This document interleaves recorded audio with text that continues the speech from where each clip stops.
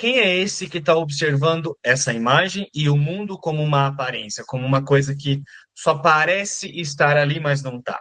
É a consciência. É a consciência que adota esse propósito diante do mundo. Ao adotar esse propósito, essa consciência ela está aceitando que ela não é o papel que esse corpo parece cumprir no mundo.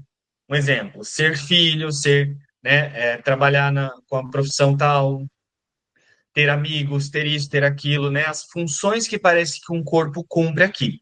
Quando a consciência ela começa a observar esse corpo como uma aparência, ela está escolhendo para si mesma uma identificação de existir que não é relacionada ao corpo. É aqui que você começa a compreender a manipulação das crenças. Quando essa consciência passa a assistir esse corpo como uma aparência, é aqui que ela começa a entender mecanismos do sistema de pensamento de auto-engano, que ele chama de ego. Então, sabe quando você vai falar alguma coisa para agradar alguém?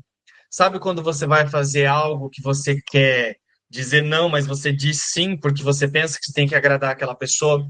Quando você começa a observar esse corpo realmente sendo o observador dele e não se sentindo ele, você começa a entender o que está por trás dessas coisas, por exemplo, da necessidade de agradar, o porquê que você faz uma certa coisa e quando você faz, por que que você se relaciona com aquela pessoa de um certo modo, por que que com aquela outra é de um outro modo.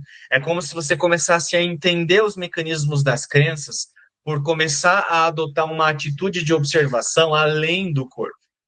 E aqui é quando a gente começa a desfazer o autoconceito, porque uma vez que você entende a maneira como você se posiciona no mundo, não tem como você não mudar, não realizar mudanças de percepção. Porque ao entender esses mecanismos, você não sente mais vontade de ficar dentro deles. Você sente uma vontade de soltar.